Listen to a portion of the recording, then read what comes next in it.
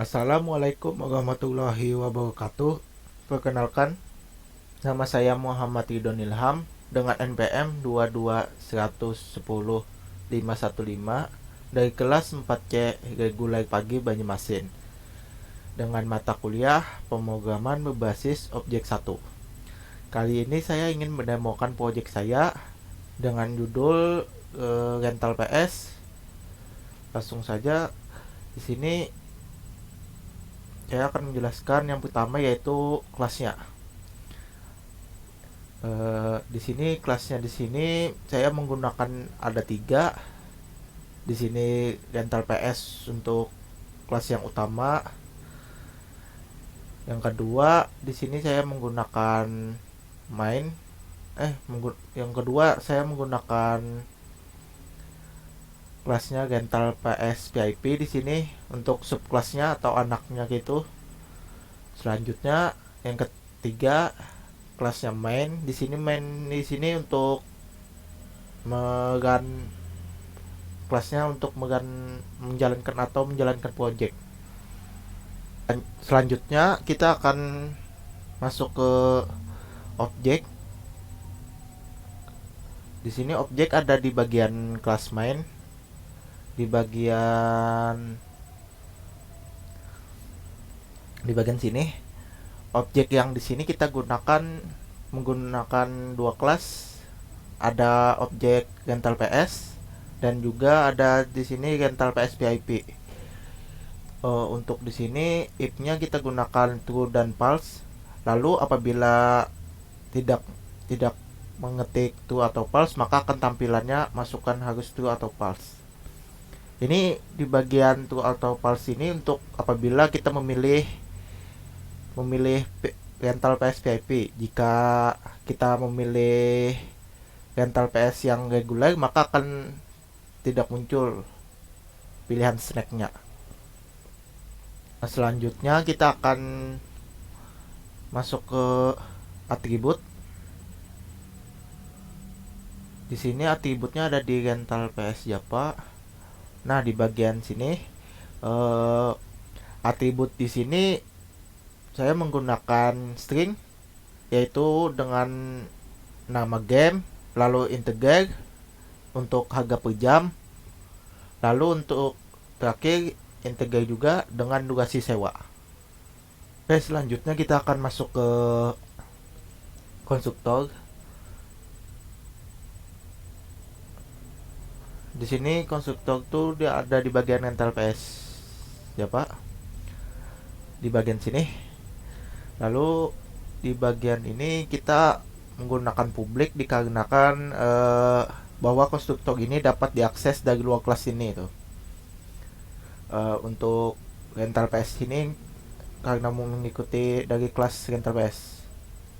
Di sini konstruktornya di sini menggunakan nama game, harga per jam dan durasi sewa. Di sini memakai string, integer dan integer.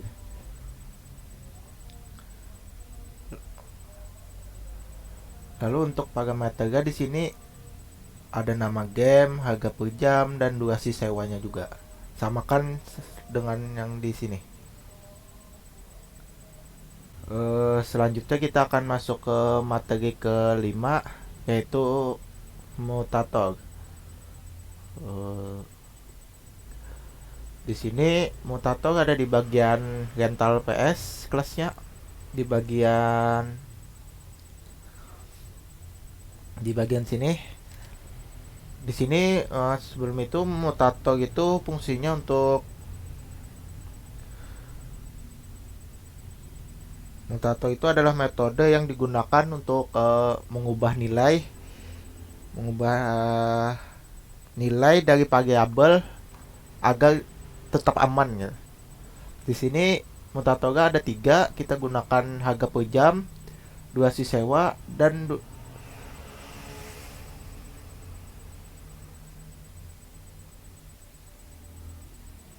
maksudnya di sini harga per jam, durasi sewa hanya dua saja ternyata. Selanjutnya kita akan memasuki nomor 6, yaitu aksesor. Aksesor berada di rental PS Japa di bagian sini. Aksesor ini sama seperti mutator ini, tapi kalau mutator ini untuk mengubah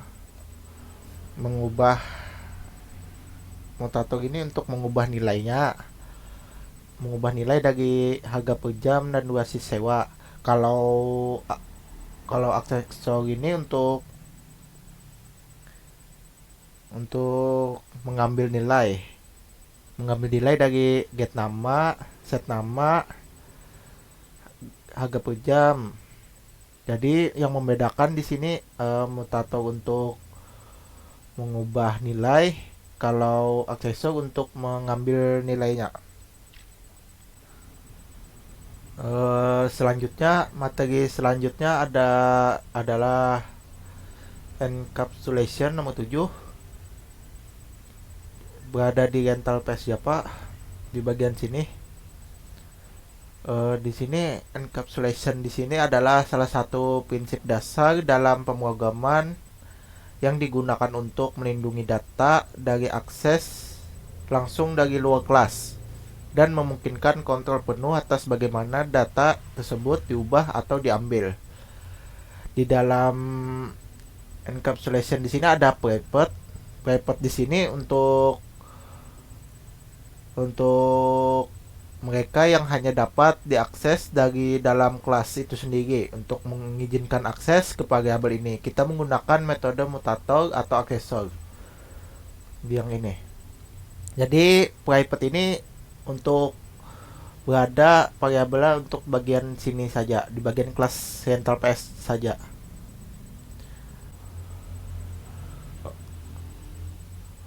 Oke, selanjutnya kita akan masuk ke materi selanjutnya yang ke-8, yaitu inheritance. Di sini inheritance di situ ada di rental PIP di sini di bagian awal. Inheritance sendiri adalah salah satu pemrograman yang mengacu pada kemampuan sebuah kelas untuk mewarisi sifat-sifat seperti properti atau metode dari kelas lain. Di sini menggunakan public classnya rental PIP, lalu extend di sini untuk menghubungkan rental PIP sama dengan rental PS Japa. Lalu untuk di sini untuk untuk bagian private di sini untuk hanya di sini untuk apa? Saya menambahkan atribut di bagian PIP Japa, yaitu include snack. Di sini menggunakan private, jadi hanya bisa untuk diisi di bagian kelas rental PIP ini.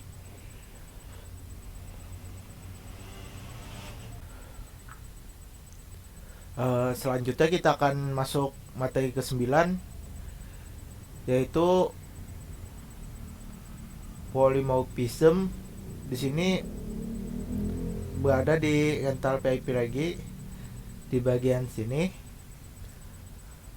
Fungsi polymorphism ini adalah salah satu konsep utama dalam pemrograman yang memungkinkan sebuah objek untuk memiliki banyak bentuk. Secara lebih teknis, memungkinkan suatu objek untuk menunjukkan perilaku yang berbeda tergantung pada konteksnya. Lalu di bagian sini menggunakan public string to string. Di sini to string di sini digunakan dari kelas objek untuk memberikan representasi string yang lebih jelas dari objek rental PS PIP-nya, dimana kita mengganti perilaku standar dari objek to string dengan perilaku yang lebih spesifik untuk kelasnya, yaitu kelas rental PIP.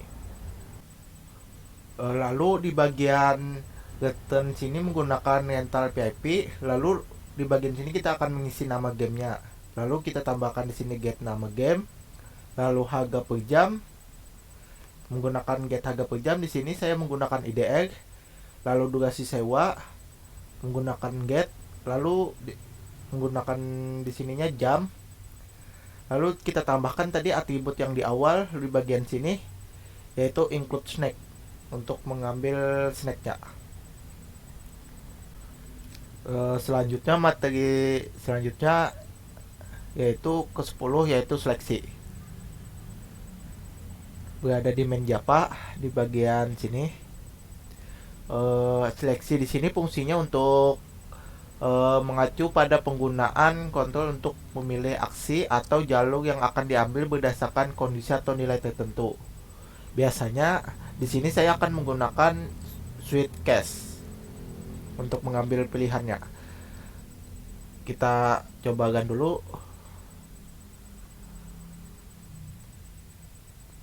Dan di bagian sini. Oke, di bagian sini apabila kita memilih case 1 yang ini, maka akan memasuki tambah rental PS. Di sini saya akan pilih terserah saja.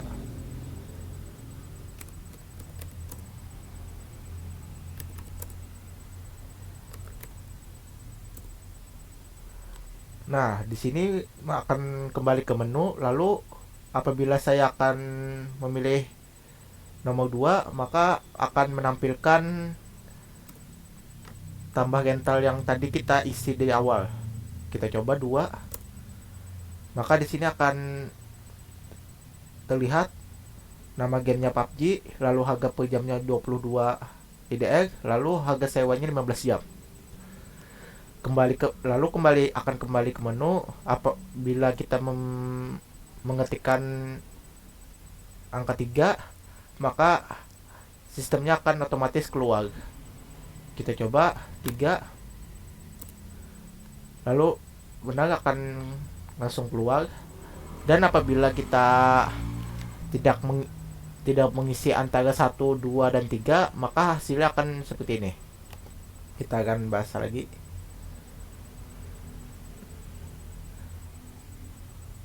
Nah, maka ini akan apabila kita tidak mengisi 1, 2, dan 3, kita akan isi 4, maka silakan begini.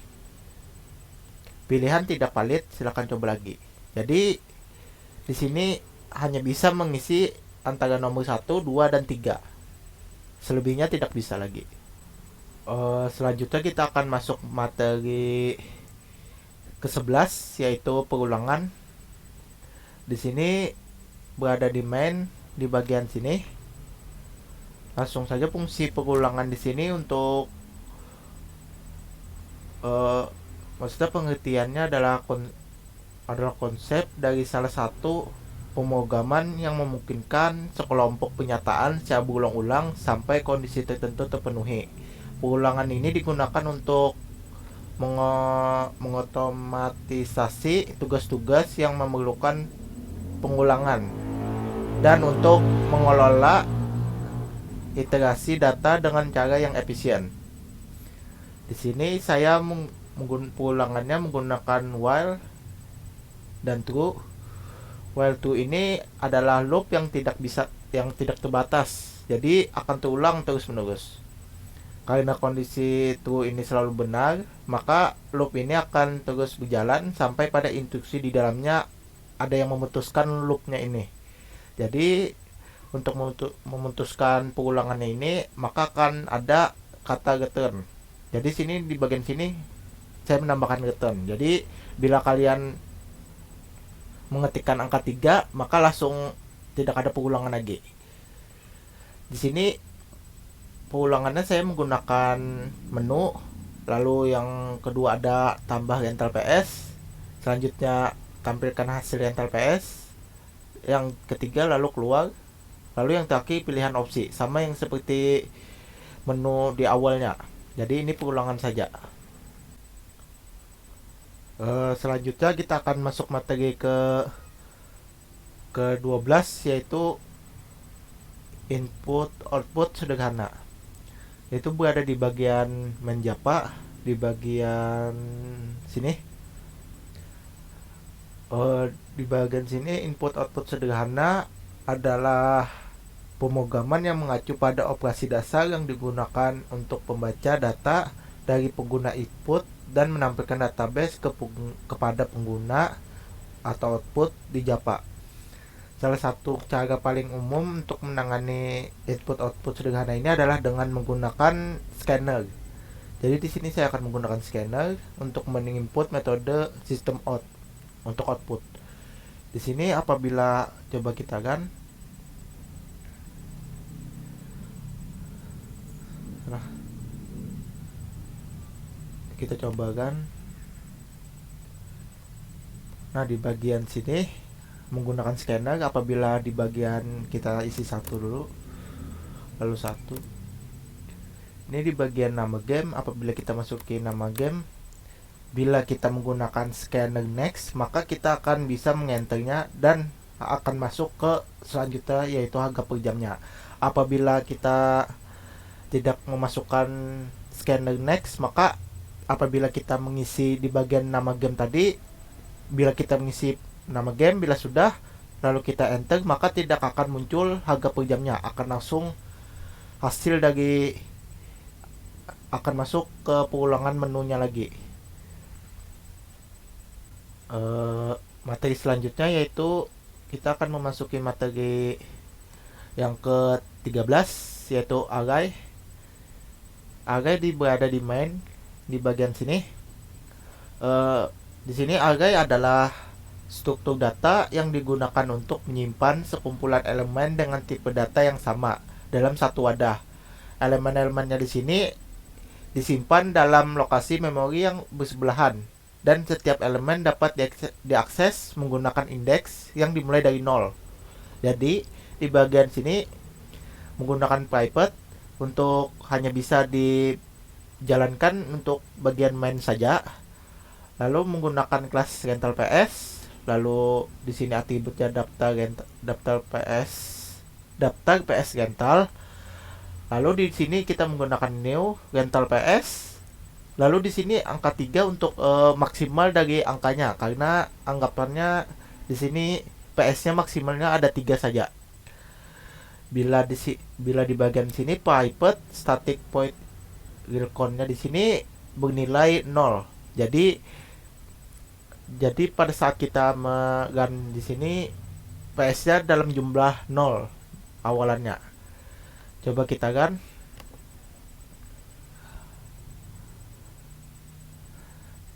Di sini kita isi terserah saja dulu.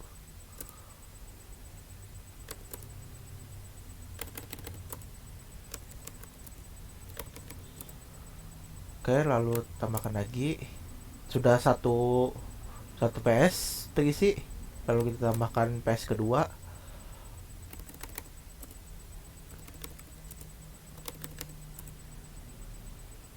Lalu kita tambahkan true.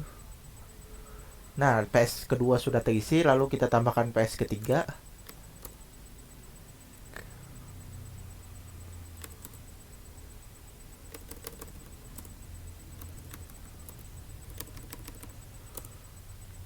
Nah, PS ketiga sudah terisi. Apabila kita mencoba mengisi lagi, maka akan tampilannya seperti ini. Daftar rental PS penuh, maka tidak dapat menambah rental lagi. Ini diambil dari sini, di bagian sini. Lalu bila kita tambahkan 2 untuk menampilkan hasil ketiga tadi itu, maka akan tampilannya seperti ini. Jadi ada 3 PS di sini yang digunakan. Selanjutnya yang terakhir yaitu kita akan masuki materi ke-14, yaitu error handling. Di sini berada di main Java. Error handling di sini adalah mekanisme dalam pemrograman yang digunakan untuk menangani kesalahan atau situasi yang tidak terduga saat program dijalankan. Tujuan utamanya dari error handling ini untuk mencegah program dari crash atau memberikan pesan yang informatif kepada pengguna atau pengembang sehingga masalah dapat diidentifikasi dan diperbaiki. Jadi anggapannya apabila terjadi error atau salah pengisian, maka akan diberitahukan apa itu masalahnya. Di sini masalahnya input harus berupa angka. Jadi saya akan mencoba sini kan, saya cobakan.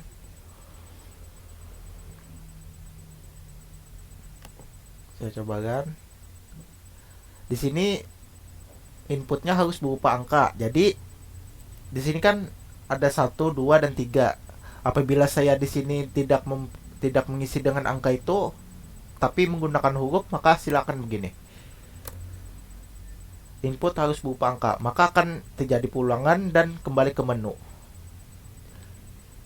Sekian dari saya, materinya sudah selesai. Assalamualaikum warahmatullahi wabarakatuh.